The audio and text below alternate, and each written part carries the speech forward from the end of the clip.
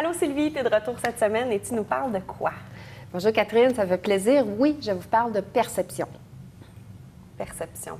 Perception. Qui sont souvent fausses? En fait, tu sais, parfois on est en conversation avec quelqu'un, que ce soit un employeur, un collègue de travail, un ami, et même notre amoureux. La personne dit quelque chose, puis ces paroles, on les reçoit un petit peu bizarrement, un petit peu drôlement. À l'intérieur de nous, il se passe quelque chose, mais bon, la vie continue, on continue, puis là, notre hamster, que moi j'appelle la foldilogie, Oui. se met en marche. Puis là, c'est « Oh, qu'est-ce qu'il voulait dire? » Puis il m'aime plus, puis il n'est pas content de mon travail. Et là, ça dégénère, ça dégénère. Scénarios. Exactement. Et ça s'amplifie. L'être humain est malheureusement ainsi fait. Pourquoi on ne s'arrête pas tout simplement et on ne fait pas « Hey, qu'est-ce que tu as voulu dire? J'aimerais ça que j'ai bien compris. Oui. Est-ce que tu pourrais valider tes propos? » Et ça permettrait d'éviter tellement de situations qui dégénèrent et qui peuvent briser des relations d'affaires, d'amitié, parce que parfois, ça s'allonge à un point tel. Petite histoire, moi, je dis qu'il peut prendre un demi-pouce, bien finalement, ça devient un mètre à la fin de la journée. Ça n'a aucun sens. Donc, prenons le temps d'arrêter de demander à la personne, peu importe que ce soit notre employeur, notre amoureux ou quoi que ce soit, de valider ce que la personne voulait dire.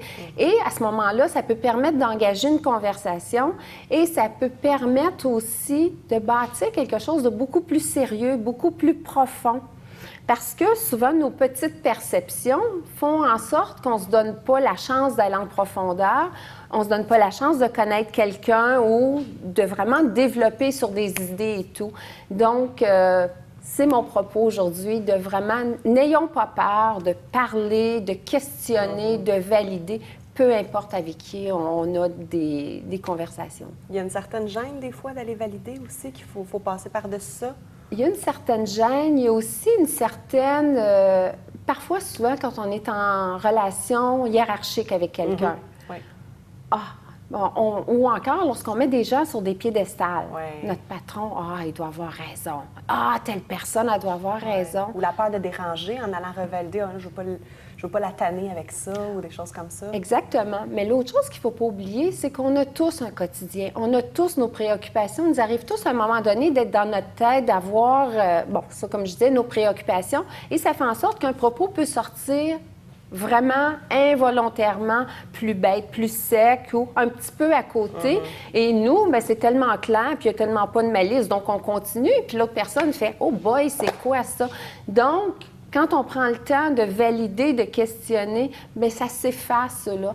Puis moi, j'ai toujours comme principe, ma foldilogie, là, c'est pas elle qui va me mener, mais c'est moi. Que je lui dis de se taire, je pose les bonnes questions et à ce moment-là, la vie est plus simple, plus agréable, plus facile à vivre. Merci. Encore une fois, une belle piste de réflexion pour aller plus loin avec soi-même et les autres qui nous entourent. Absolument. Merci, Sylvie. Merci beaucoup. Bonne journée, bonne semaine.